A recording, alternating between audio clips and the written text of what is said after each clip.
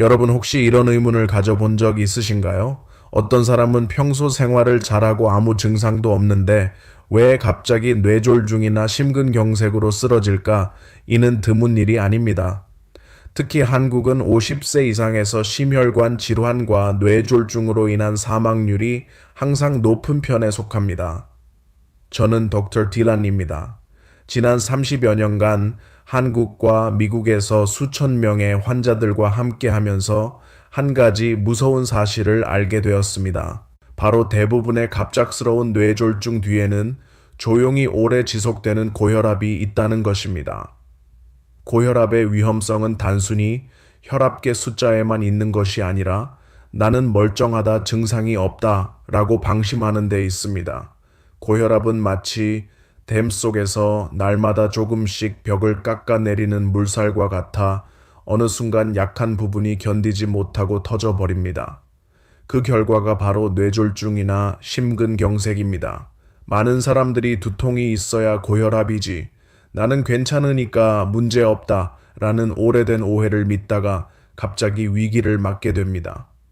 오늘 이 시간에는 여러분께 뇌졸중으로 이어지는 다리와 같은 고혈압에 관한 8가지 대표적인 오해를 경고드리고 동시에 자신과 가족을 지킬 수 있는 현실적인 지식과 올바른 행동 방법이라는 열쇠를 드리고자 합니다. 시작하기 전에 아직 구독하지 않으셨다면 구독 버튼과 알림종을 눌러 매일 건강에 도움이 되는 조언을 놓치지 마시기 바랍니다. 여러분, 제가 만난 많은 환자들이 이렇게 말씀하곤 합니다. 저는 아직 건강한 것 같고 두통도 없고 어지럼증도 없으니 제 혈압은 괜찮을 거예요. 하지만 막상 재보면 수치가 매우 높습니다. 이것이 바로 위험한 점입니다. 병은 조용히 진행되고 전혀 예고하지 않다가 어느 날 갑자기 뇌졸중이나 심근경색을 일으키는 것입니다. 그렇다면 혈압이란 정확히 무엇일까요? 여러분, 심장은 하나의 펌프이고 혈관은 집안의 수도관이라고 상상해 보세요. 혈압은 바로 심장이 혈액을 내보내어 산소와 영양분을 세포 구석구석까지 전달하는 압력입니다. 우리가 운동하거나 긴장하거나 감정이 격해지거나 음식을 짜게 혹은 맵게 먹거나 심지어 날씨가 갑자기 추워져도 혈압은 올라갑니다. 이는 정상적인 생리 반응입니다. 그러나 문제는 몸이 편히 쉬고 있어 혈압이 높을 필요가 없는데도 높은 상태가 유지되는 사람들입니다. 이것이 바로 병적인 고혈압입니다. 왜 증상이 없을까요? 그것은 우리의 뇌와 심장이 적응을 너무 잘하기 때문입니다. 오랜 시간 높은 압력을 견디며 불평하지 않는 것입니다. 하지만 세월이 지날수록 혈관은 점점 닳아작게 흉터가 쌓입니다. 집 안수도관도 매일 강한 물살을 받으면 처음에는 괜찮지만 시간이 지나면 갈라지고 새고 결국은 터지듯이 말입니다. 우리 몸도 마찬가지입니다. 다만 혈관이 터지면 그 결과는 뇌졸중이나 심근경색이 되어 한순간에 건강과 생명을 앗아갈 수 있습니다. 그렇기 때문에 고혈압의 위험성은 즉시 통증을 주는 것이 아니라 조용히 조금씩 파괴해 간다는 데 있습니다. 여러분께서 꼭 기억하셔야 할 것은 증상이 생기기를 기다렸다가 검사하면 이미 너무 늦을 수 있다는 사실입니다.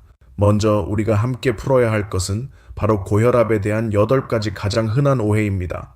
바로 이 잘못된 믿음들이 뇌졸중으로 가는 다리 역할을 하기 때문입니다. 반대로 올바르게 이해하면 이 침묵의 살인자를 피할 수 있는 가장 큰 기회를 손에 쥐게 되는 것입니다.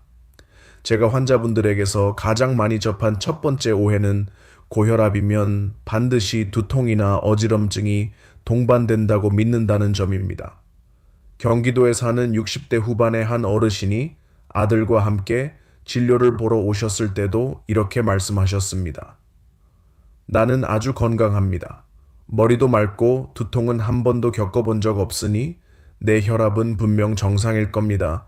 그런데 막상 측정을 해보니 온 가족이 놀랄 만큼 혈압이 이미 160이 넘어서 안전 기준을 훨씬 초과하고 있었습니다. 사실 한국을 비롯해 전 세계 고혈압 환자의 70% 이상은 아무런 증상이 없습니다. 평소와 다름없이 생활하고 두통도 없고 어지럼증도 없고 피곤함조차 느끼지 않습니다. 그래서 고혈압은 침묵의 살인자라고 불립니다. 제가 진료했던 환자들 중에는 병을 전혀 몰랐다가 합병증이 생기면서 발견된 경우가 적지 않습니다. 어떤 분은 뇌졸중, 어떤 분은 심부전, 또 어떤 분은 뇌혈관이 심각하게 손상된 상태로 알게 되었습니다. 공통점은 모두 그 전까지는 자신이 병에 걸렸다고 전혀 생각하지 않았다는 것입니다. 몸이 특별한 경고 신호를 보내지 않았기 때문입니다. 이는 마치 겉으로는 튼튼해 보이는 집이지만 안쪽 기둥은 이미 오래전부터 썩어 있었고 결국 강한 바람 한 번에 무너지는 것과 같습니다. 그렇기 때문에 두통이 생기길 기다렸다가 혈압을 재면 이미 너무 늦을 수 있습니다. 증상이 전혀 없어도 정기적으로 혈압을 측정하는 것. 그것이 심장과 뇌를 지켜내는 가장 간단하면서도 확실한 방법입니다. 두 번째 오해는 코피가 나면 반드시 혈압이 높다는 생각입니다. 대구에 사는 65세 여성 환자분도 그랬습니다. 코피가 조금만 나도 깜짝 놀라며 또 혈압이 오른 게 아닌가요, 선생님 하고 걱정하셨습니다. 하지만 실제로 혈압을 재보면 정상 범위인 경우가 대부분이었습니다. 사실 코피는 대체로 혈압과 큰 관련이 없습니다. 코 속 점막에는 아주 작은 혈관들이 있는데 이 혈관들이 워낙 얇고 약해서 건조한 날씨, 심한 재채기 혹은 손가락으로 코를 후비는 것만으로도 쉽게 터질 수 있습니다. 고혈압 환자라고 해서 코피가 자주 나는 것은 아니고 반대로 코피가 잦다고 해서 반드시 고혈압이라는 보장도 없습니다. 문제는 여기서 많은 분들이 잘못된 안도감을 갖는다는 것입니다. 코피가 경고신호라면 아직 괜찮겠지 하고 생각해버리면 정작 고혈압이 속으로 조용히 진행시키는 무서운 합병증들, 혈관 경화나 뇌졸중 같은 은간과되기 쉽습니다. 코피는 단순한 현상일 뿐이고 진짜 위험은 다른 곳에서 자라고 있다는 사실을 잊지 마셔야 합니다. 이 작은 오해가 중요한 신호를 가려버리지 않도록 꼭 기억해 두시길 바랍니다. 세 번째 오해로 제가 매우 자주 접하는 경우가 있습니다. 바로 어떤 환자분들이 선생님 저는 병원에만 가면 혈압이 늘 높게 나와요. 그러니 저는 분명히 고혈압이에요. 라고 말씀하시는 겁니다. 겉으로 들으면 그럴듯해 보이지만 사실은 꼭 그렇지 않습니다. 제가 기억하는 한 68세 남자 환자분이 계셨는데 병원에 올 때마다 혈압이 항상 100/60 이상으로 측정되었습니다. 그분은 불안해서 잠도 못 이루고 자신이 아주 중병에 걸렸다고 생각했습니다. 하지만 제가 아침에 일어난 직후나 저녁에 잠자기 전 편안히 앉아 있을 때 집에서 직접 혈압을 재도록 안내했더니 결과는 100혈25, 830 정도로 완전히 정상 범위였습니다. 의학에서는 이를 백의 고혈압, white coat hypertension이라고 부르는데 이는 병원에 오거나 의사를 만날 때 생기는 불안과 긴장으로 심장이 더 빨리 뛰고 일시적으로 혈압이 높아지는 현상입니다. 전 세계적으로 약 20-30%의 환자들이 이 상황에 해당한다고 추정됩니다. 즉, 병원에서 높게 나온다고 해서 무조건 고혈압은 아닙니다. 여기서 얻을 수 있는 교훈은 자신이 진짜 고혈압인지 확인하려면 집에서 몸이 가장 편안할 때 여러 차례 측정해야 한다는 것입니다. 여러 시점의 결과를 비교해 봐야 정확한 결론을 내릴 수 있고 불필요한 걱정을 피할 수 있습니다. 네 번째 오해로 제가 자주 듣는 말은 젊을 때부터 혈압이 낮았으니 나이 들어도 고혈압 걱정은 없을 거예요 라는 생각입니다. 겉으로는 합리적으로 들리지만 실제로는 전혀 사실이 아닙니다. 제가 대구에 사는 65세 여성 환자를 진료한 적이 있습니다. 젊을 때는 늘 저혈압이었고 일어서거나 앉을 때 자주 어지럼증이 있었으며 혈압을 재면 항상 95, 60 정도였습니다. 그래서 본인은 절대 고혈압에 걸리지 않을 거라 확신했습니다. 그러나 62세가 되었을 때 건강검진에서 갑자기 혈압이 155까지 올라간 것을 발견했고, 이후 여러 번 측정했을 때도 여전히 높은 상태였습니다. 대한심장학회의 자료에 따르면 젊었을 때 저혈압이라고 해서 나이가 들어 고혈압에 걸리지 않는다는 근거는 전혀 없습니다.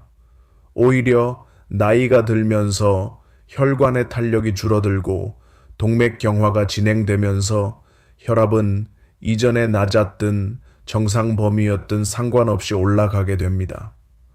통계에 따르면 60세 이상 10명 중 최소 4, 5명은 고혈압을 가지고 있으며 그 중에는 과거에 저혈압이었던 사람도 많습니다. 다섯 번째 오해로 많은 환자분들이 흔히 생각하는 것이 있습니다. 약만 잘 챙겨 먹으면 짜게 먹든 담배를 피우든 술을 마시든 괜찮다. 생활 습관은 바꿀 필요가 없다는 생각입니다. 겉으로는 논리적으로 들리지만 사실은 매우 위험한 함정입니다.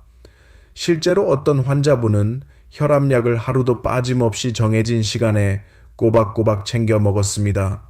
그러나 여전히 짜게 먹는 습관을 고치지 않았고 매일 아주 맵고 짠 김치를 먹었으며 저녁마다 친구들과 소주를 마셨습니다. 본인은 약이 있으니 괜찮다고 생각했습니다. 하지만 불과 3년 만에 혈압은 안정되지 않았고 약의 용량은 2배로 늘어나야 했으며 혈관은 더 빠르게 굳어갔습니다. 한국에서 진행된 의학 연구들에 따르면 약은 혈압 조절의 한 부분일 뿐입니다. 생활 습관이 바뀌지 않으면 약효는 점점 줄어들고 결국 더 많은 약을 더 높은 용량으로 복용해야 하며 합병증 위험은 여전히 증가합니다. 짜게 먹으면 신장이 과부하되고 흡연은 혈관을 수축시키며 술은 혈압을 시계추처럼 들쑥날쑥하게 만듭니다. 약은 이런 해로움을 상쇄할 수 없습니다. 가장 중요한 것은 약을 꾸준히 복용하면서 동시에 건강한 생활 습관을 유지하는 것입니다. 그렇게 해야만 약이 최대한의 효과를 발휘하고 여러분의 심장과 뇌를 오랫동안 지켜줄 수 있습니다. 여섯 번째 오해, 아주 많은 분들이 짜게 먹으면 단순히 몸속에 물이 많아져서 혈액량이 늘고 그로 인해 혈압이 올라간다고 생각합니다. 얼핏 들으면 그럴듯해 보이지만 실제로 현대의학은 그보다 훨씬 더 복잡한 원인을 밝혀냈습니다.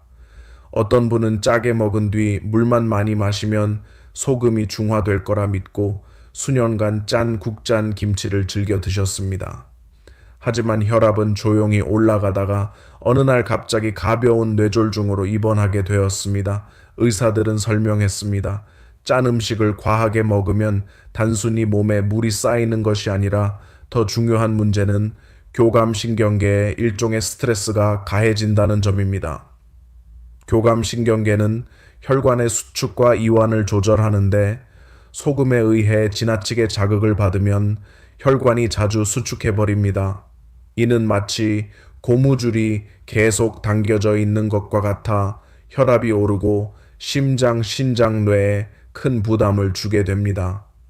한국에서 진행된 연구에서도 짜게 먹는 사람들이 싱겁게 먹는 사람들보다 고혈압에 걸릴 위험이 무려 1.5배 높다고 밝혀졌습니다. 밥이나 고기를 많이 먹지 않더라도 마찬가지였습니다. 따라서 줄여야 할 이유는 단순히 혈액 속 물을 줄이는 것이 아니라 신경계의 부담을 줄이고 혈관을 오래 지키기 위한 중요한 방법이라는 사실입니다. 일곱 번째 오해는 혈압계는 비쌀수록 정확하다는 생각입니다. 실제로는 그렇지 않습니다. 병이 걱정되어 무려 200만 원 가까이 되는 수입 혈압계를 구입한 분이 계셨습니다. 비싸니까 더 좋겠지 하고 믿으신 거죠. 그런데 막상 사용해보니 측정 결과가 들쭉날쭉해 때로는 높고 때로는 낮아 도리어 혼란스럽고 심지어 불안해서 잠도 못 이루셨습니다. 병원에 기계를 가져와 확인해보니 문제는 가격이 아니라 그 제품이 한국 의료 기준에 따른 공인 검증을 거치지 않았다는 것이었습니다.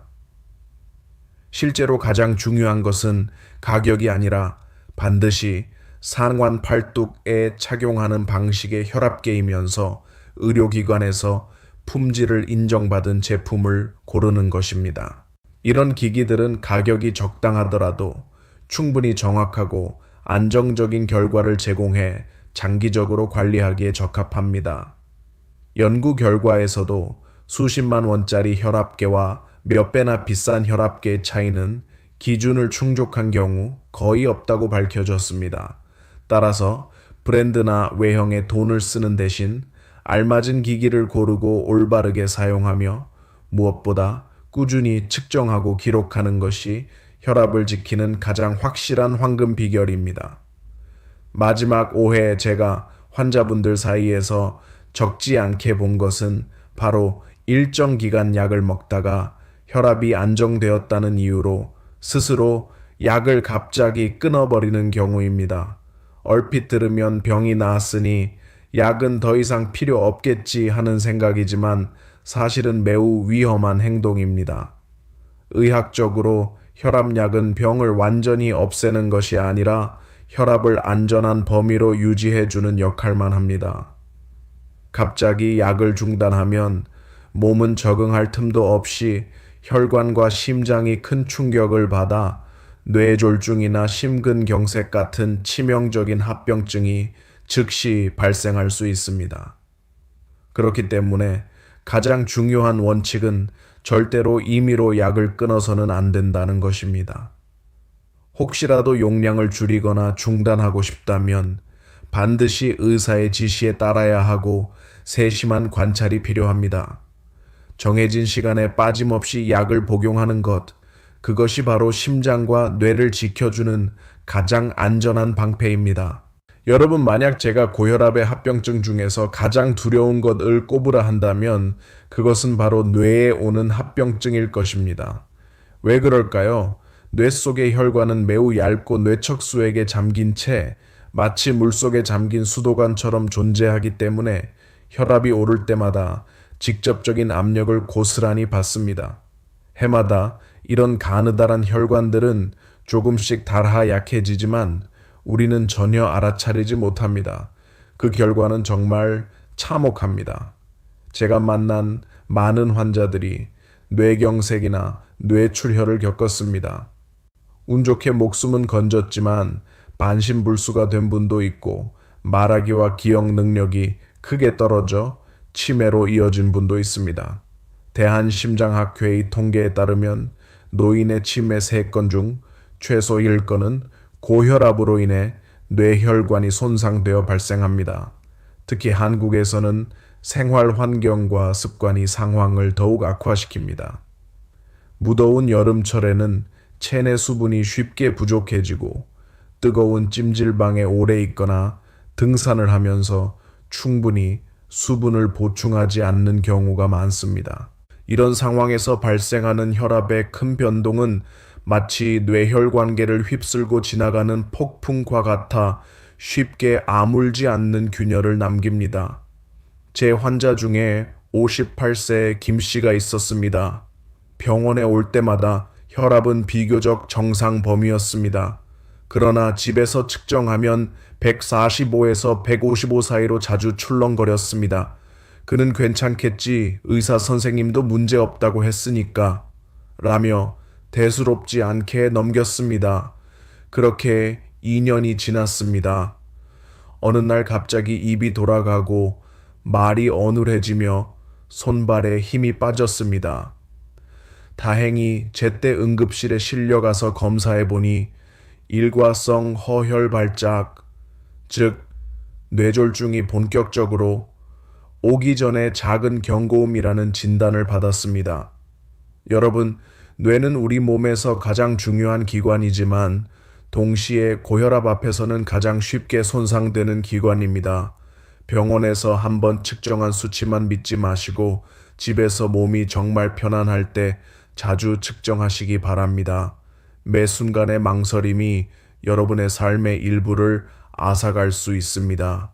고혈압이 뇌에 합병증을 일으키는 것 외에도 반드시 조심해야 할 또 하나의 무서운 합병증이 있습니다.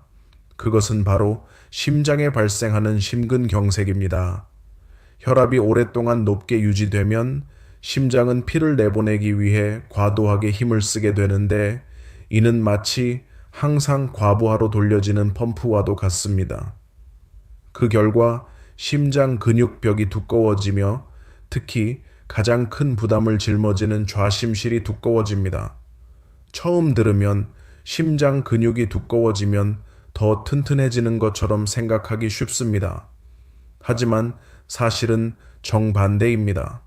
근육이 두꺼워질수록 피를 담을 공간은 오히려 줄어들고 결국 심장 스스로에게 충분한 피를 공급하지 못하게 됩니다. 시간이 지나면 이는 심장 근육의 혈액 부족으로 이어지고 심부전이 생기며 결국 몇 분 만에 생명을 위협하는 심근경색으로 발전할 수 있습니다. 이때 나타나는 경고 신호들을 절대로 놓쳐서는 안 됩니다. 걷는 도중 가슴이 답답하거나 밤에 누우면 숨이 차고 다리가 붓거나 심장이 불규칙하게 빠르게 뛰는 경우라면 이는 단순한 피곤함이 아닙니다. 그것은 심장이 보내는 구조 신호이며 즉시 진료를 받아야 합니다. 대한심장학회에서도 심근경색은 겨울 아침에 특히 많이 발생한다고 경고한 바 있습니다. 추위가 혈관을 갑자기 수축시켜 혈압이 치솟고 심장이 순간적으로 압박을 받기 때문입니다. 실제로 평생 사무직으로 일하며 운동을 거의 하지 않던 한 환자가 있었습니다. 어느 날 오랜만에 친구들과 체력을 되찾겠다며 갑자기 전력 달리기를 했습니다. 하지만 몇 바퀴 돌기도 전에 그는 극심한 심장 통증으로 쓰러졌습니다. 다행히 긴급 치료로 목숨은 건졌지만 그 후로 평생 심부전 환자로 살아야 했습니다. 이 사례가 보여주듯 심장은 결코 방심을 용서하지 않습니다. 심장 합병증이 찾아온 후에 후회하지 마시고 평소 혈압을 관리하며 규칙적으로 운동하고 매일 내 몸에 신뢰 귀 기울이십시오. 그것이야말로 오래 살고 건강하게 가족과 함께하는 가장 확실한 방법입니다. 여러분, 많은 분들이 고혈압은 심장과 뇌에만 영향을 준다고 생각할 수 있습니다. 그러나 실제로는 심장과 우리의 눈까지도 조용히 공격합니다. 이 두 기관은 생명 유지와 삶의 질을 지키는 데 매우 중요한 역할을 합니다. 심장은 우리 몸의 정수기와 같아서 밤낮 없이 노폐물을 걸러내고 깨끗한 성분을 남겨 세포 하나하나를 살립니다. 하지만 혈압이 올라가면 심장의 작은 혈관 속 압력이 높아져 점점 손상됩니다. 처음에는 소변에서 아주 미세한 단백질이 나올 수 있는데 이를 미세 단백뇨라고 합니다. 심각해 보이지 않을 수 있지만 사실은 심장이 도움을 요청하는 초기 신호입니다. 이를 무시하면 만성 심부전으로 이어질 수 있고 결국 일주일에 여러 번 투석을 받아야 하는 상황에 처해 삶이 완전히 뒤바뀌게 됩니다. 그래서 크레아티닌, EGFR, 알부민뇨 같은 지표를 정기적으로 검사하는 것이 매우 중요합니다. 특히 오랫동안 고혈압을 앓고 있는 분들에게는 더욱 그렇습니다. 신장뿐만 아니라 눈, 바로 마음의 창이라고 불리는 눈도 고혈압에 의해 쉽게 파괴됩니다. 망막을 먹여 살리는 미세 혈관은 매우 약합니다. 혈압이 너무 높아지면 이 혈관들이 손상되어 출혈이나 부종이 생기고 심하면 실명으로까지 이어질 수 있습니다. 많은 환자들이 눈이 침침해지고 안개 낀 듯이 보일 때 병원을 찾는데 그때는 이미 손상이 심각해서 회복이 어렵습니다. 따라서 고혈압 환자라면 반드시 정기적으로 안과 검진을 받아야 합니다. 여러분, 혈압을 제대로 관리하고 싶다면 가장 먼저 그리고 가장 중요한 것이 바로 올바른 측정입니다. 잘못된 수치 하나가 의사의 진단을 그르치게 할 수도 있고 본인은 괜찮다고 생각했지만 실제로는 뇌졸중 위험이 조용히 다가오고 있을 수도 있습니다. 저는 단순히 대충 잰 혈압을 믿었다가 결국 쓰러지는 환자들을 여럿 보았습니다. 그리고 발견했을 때는 이미 늦은 경우가 많았습니다. 우선 올바른 기기를 선택해야 합니다. 표준을 충족한 상완 혈압계가 최우선입니다. 손목형, 반지형, 스마트밴드형은 참고용일 뿐 진단에 충분하지 않습니다. 상관 혈압계의 정확성은 미국과 한국심장학회에서도 분명히 권장되고 있습니다. 그 다음은 측정 자세와 시간입니다. 측정 전에는 최소 50분간 휴식을 취하고 측정 전 30분 이내에는 커피, 담배, 술을 반드시 피해야 합니다. 측정 시에는 등을 편히 기대고 앉아 두 발을 바닥에 단단히 붙이고 팔은 심장 높이에 맞추며 커프는 팔에 꼭 맞게 착용해야 합니다. 이는 작은 부분이 아니라 결과의 정확도를 좌우하는 핵심입니다. 제가 환자들에게 늘 가르치는 321 규칙이 있습니다. 즉, 한 번 측정할 때 2, 3회 측정하고 각 측정은 1분 간격을 두며 평균값을 기록하는 것입니다. 그리고 종합적인 평가를 위해서는 아침 약 복용 전 또는 아침 식사 전과 저녁 잠자기 전에 7일간 꾸준히 측정하는 것이 좋습니다. 이렇게 모인 자료만이 자신의 실제 혈압 상태를 제대로 반영합니다. 또 흔히 발생하는 세 가지 오류가 있는데 저는 이를 ABC라고 부릅니다. A는 anxiety, 불안하거나 긴장된 상태에서 측정. B는 bad cough, 잘못된 크기의 커프 사용. C는 caffeine, 막 커피를 마시고 측정하는 경우입니다. 이런 작은 실수만으로도 10, 50ml 차이가 날 수 있어 매우 위험한 오해를 부를 수 있습니다. 또 한 가지 알아야 할 현상이 있습니다. 바로 백의 고혈압, white coat hypertension. 의사를 만나면 긴장해서 혈압이 오르는 경우, 그리고 그 반대인 가면 고혈압, marked hypertension. 병원에서는 정상인데 집에서는 높은 경우입니다. 이런 경우를 구분하기 어렵다면 의사가 24시간 연속 측정 ABPM을 권유할 수 있으며 이는 가장 객관적인 결과를 제공합니다. 가장 중요한 것, 그리고 제가 여러분께 꼭 전하고 싶은 교훈은 가정에서의 혈압 측정이 바로 기본이라는 점입니다. 정기 검진 때만 측정하지 말고 몸의 느낌만 믿지도 마십시오. 정확한 수치와 꼼꼼한 기록만이 여러분과 의사가 뇌졸중을 예방하는 확실한 전략을 세우게 해줍니다. 첫 번째 비결은 바로 식습관에 있습니다. 여러분, 우리 중 누가 한국 밥상 위에 짭짤하고 얼큰하며 자극적인 맛을 좋아하지 않겠습니까? 빨갛게 익은 김치 한 접시, 김이 모락모락 나는 찌개 한 그릇, 뜨끈한 라면 한 봉지. 모두가 어린 시절과 가족의 추억에 얽힌 음식들입니다. 그러나 아시나요? 바로 이 익숙한 음식들이야말로 매일 혈압을 높이고 혈관을 조금씩 갉아먹으며 뇌졸중이나 심근경색으로 가는 길을 열어주는 숨은 범인이라는 사실을요. 세계보건기구 WHO를 비롯한 여러 대규모 연구들은 우리가 하루 소금 섭취량을 5피그 이하, 나트륨 약 2000mg으로 줄이면 뇌졸중 위험은 무려 23%, 심혈관 질환은 17%나 감소한다고 밝혔습니다. 안타깝게도 한국 성인의 평균 소금 섭취량은 이 기준의 2배에 달하며 주된 원인은 김치찌개, 국, 라면, 된장, 간장 같은 양념장, 그리고 마른 생선, 통조림, 편의점 도시락 등에 숨어 있습니다. 겉보기에 평범한 식사가 사실은 소금 덫에 가득 차 있는 셈이지요. 그렇다면 익숙한 음식을 포기하지 않고도 심장에 부담을 주지 않는 방법은 무엇일까요? 아주 간단합니다. 김치는 먹기 전에 물에 살짝 헹구고 찌개나 국은 국물 섭취를 줄이고 건더기를 위주로 드십시오. 양념장은 젓가락 끝만 살짝 찍어 먹고 밥에 듬뿍 비비는 것은 피하는 게 좋습니다.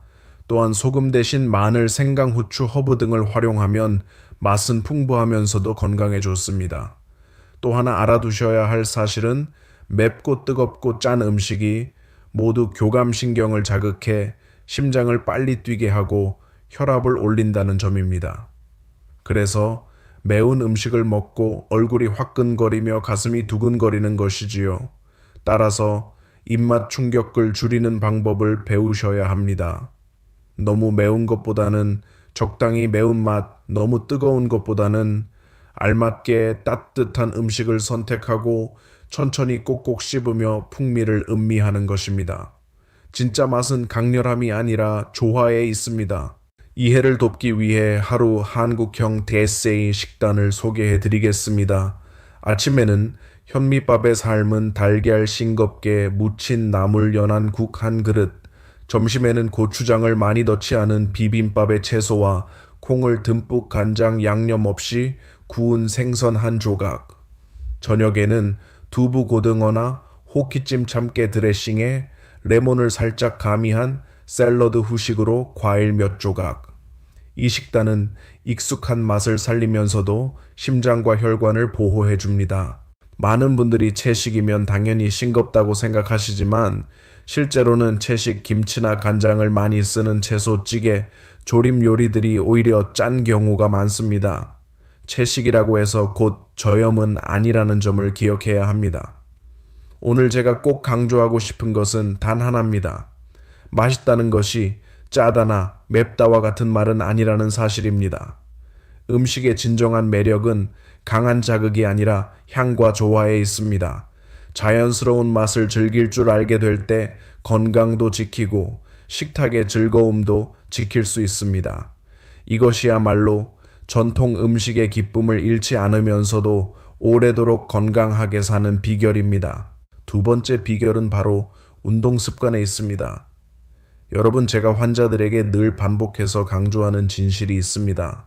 우리 몸은 움직이도록 태어났지 가만히 앉아 있도록 만들어지지 않았다는 사실입니다. 하지만 40세 이후가 되면 많은 사람들이 관절이 아플까봐, 피곤할까봐, 운동하면 오히려 혈압이 오를까봐 걱정하며 점점 움직이지 않게 됩니다. 바로 이런 걱정들이 몸을 더욱 둔하게 만들고 체중은 늘어나며 심장과 혈관은 2배로 일하게 되고 결국 뇌졸중이나 심근경색 위험은 더 커집니다. 그렇다면 중년과 노년층에게 효과적이고 안전한 운동은 어떤 것일까요? 미국 심장학회의 연구에 따르면 일주일에 150, 300분 정도의 중등도 유산소 운동, 즉 하루 30, 45분 정도의 전신 근력 운동을 주 2회 추가하면 심혈관 질환 위험을 최대 30%까지 줄일 수 있다고 합니다. 이것은 마라톤을 뛰거나 무거운 역기를 들어야 한다는 뜻이 아닙니다. 단순하고 익숙한 활동이면 충분합니다. 빠르게 걷기 한 번, 몇 층 계단 오르기, 간단한 스트레칭 동작 몇 가지로도 심장은 충분히 운동을 하게 됩니다. 중요한 것은 안전하고 천천히 시작하는 것입니다. 그동안 운동을 거의 하지 않았다면 하루 10, 15분 빠르게 걷기만 해도 충분히 좋습니다. 이후 매주 9분씩 늘려가면 됩니다. 그리고 반드시 몸의 신호를 잘 들어야 합니다. 심장이 너무 빨리 뛰거나 숨이 차거나 어지럽다면 즉시 멈추고 쉬어야 합니다. 몸은 적응할 시간이 필요합니다. 오래 쓰지 않던 기계를 갑자기 풀가동하기 전에 예열이 필요한 것과 같습니다. 반드시 피해야 할 것도 있습니다. 무거운 물건을 들 때 숨을 참지 마십시오. 그 순간 혈압이 급상승해 매우 위험합니다. 또 오랫동안 운동을 하지 않다가 갑자기 강도가 높은 경기나 시합에 참여하는 것도 절대 피해야 합니다. 예상치 못한 심장의 충격을 불러올 수 있기 때문입니다. 우리 한국인들은 일상에서 간단하면서도 효과적인 방법들을 실천할 수 있습니다. 지하철역에서 가만히 엘리베이터를 기다리는 대신 몇 층만 계단을 걸어 보십시오. 저녁 식사 후 늦은 커피 대신 배우자나 이웃과 함께 20분 정도 천천히 산책해 보십시오. 이렇게 작은 습관 하나만 바꿔도 심장과 혈관은 큰 혜택을 얻게 됩니다. 제가 가장 강조하고 싶은 것은 폭발적인 강도보다 꾸준함이 더 중요하다는 점입니다. 하루 무리하게 운동하고 일주일 내내 쉬는 것보다 매일 적당히 꾸준히 움직이는 것이 훨씬 낫습니다. 마치 가늘지만 끊임없이 흐르는 시냇물이 폭우보다 더 오래 지속되듯 말입니다. 올바른 방법으로 꾸준히 운동하는 것이야말로 가장 값싸고 가장 안전하며 가장 효과적인 약입니다. 그것이 여러분을 건강하고 장수하게 해줄 것입니다. 여러분, 많은 분들이 식단을 조절하고 운동만 열심히 하면 심장을 지킬 수 있다고 생각하십니다. 하지만 사실 뇌졸중과 심근경색 위험을 크게 높이는 또 다른 숨은 파괴자가 세 가지 있습니다. 바로 불규칙한 수면, 지속적인 스트레스, 그리고 술과 담배입니다. 이 세 가지를 관리하지 못하면 아무리 식단과 운동을 잘 지켜도 모든 노력이 한순간에 무너질 수 있습니다. 이것이 제가 꼭 말씀드리고 싶은 세 번째 비결입니다. 먼저 수면에 대해 이야기해 보겠습니다. 하버드 대학교가 20년 넘게 진행한 연구에 따르면 매일 밤 7, 8시간 규칙적으로 자는 사람은 5시간 이하로 자는 사람보다 심장질환 위험이 훨씬 낮았습니다. 그러나 단순히 잠의 양만이 아니라 질도 중요합니다. 큰 코골이, 밤에 자주 깨거나 낮에 늘 졸린 경우는 수면 무호흡증일 수 있는데, 이는 혈압을 높이고 심장에 큰 부담을 줍니다. 이런 증상이 있다면 반드시 조기 진단과 치료가 필요합니다. 스트레스 역시 우리가 매일 마주하는 문제입니다. 특히 은퇴 이후에는 허전함과 불안이 더해져 쉽게 긴장 상태에 빠지곤 합니다. 장기간의 스트레스는 교감신경을 계속 자극해 심장을 빠르게 뛰게 하고 혈압을 끊임없이 올립니다. 하지만 다행히도 간단하면서도 효과적인 방법들이 있습니다. 478 호흡법, 즉 4초 들이마시고 7초 숨을 멈춘 뒤 8초 내쉬는 호흡이나 2분간 몸 구석구석에 집중하며 긴장을 풀어주는 바디 스캔, 잠들기 전 감사한 일 3가지 적기, 혹은 단 10분이라도 핸드폰 없이 야외를 산책하는 것만으로도 하루의 피로가 사라집니다. 술은 한국인의 친목 문화에서 빠질 수 없지만 모든 의학 연구들은 술이 고혈압, 심부전, 뇌졸중 위험을 높인다고 경고합니다. 특별한 날 가볍게 한두 잔은 괜찮지만 매일 밤 소주 플러스 맥주를 반복하는 것은 수명을 단축시키는 지름길입니다. 담배는 두말할 필요도 없습니다. 수천 건의 연구가 흡연이 동맥경화를 일으키고 심근경색, 뇌졸중 위험을 크게 높인다고 밝혔습니다. 그러나 희소식은 금연 후 단 1년 만에 심혈관 질환 위험이 절반으로 줄어들고 5년이 지나면 혈관은 거의 정상으로 회복된다는 사실입니다. 나이가 40세든 60세든 70세든 금연의 효과는 분명합니다. 제가 강조하고 싶은 것은 수면 습관과 술, 담배 절제가 싱겁게 먹는 식습관만큼이나 중요하다는 점입니다. 특히 담배를 끊는 순간 여러분은 심장을 위협하는 가장 큰 적을 스스로 제거하는 것입니다. 마음을 평온하게 하고 몸에 충분한 휴식을 주면 여러분의 심장은 훨씬 더 건강하고 오래도록 버틸 수 있습니다. 여러분, 우리는 지금까지 혈압에 대한 위험한 오해부터 심장과 뇌를 지키는 구체적인 비결까지 함께 살펴보았습니다. 제가 다시 한번 강조하고 싶은 핵심은 뇌졸중과 심근경색을 막는 열쇠는 멀리 있는 것이 아니라 아주 단순하고 구체적인 3가지라는 것입니다. 바로 혈압을 올바르게 재는 것, 짜지 않게 똑똑하게 먹는 것, 그리고 매일 규칙적으로 움직이는 것입니다. 혈압약은 분명 믿음직한 동반자이지만 그것이 잘못된 생활 습관을 덮어주는 마법은 아닙니다. 내일부터가 아니라 지금 당장 올바른 측정, 싱겁게 먹기, 꾸준한 운동을 시작한다면 여러분은 더 오래, 더 건강하게, 더 안심하며 가족과 함께 할 수 있습니다. 제가 드린 이야기가 도움이 되셨다면 댓글이나 짧은 메시지로 여러분의 생각을 나눠주시기 바랍니다. 여러분의 작은 반응이 제가 계속해서 과학적이고 현실적인 건강 정보를 전할 수 있는 힘이 됩니다. 끝까지 들어주셔서 감사합니다. 여러분 모두 오늘 하루도 평안하고 행복하시길 바랍니다.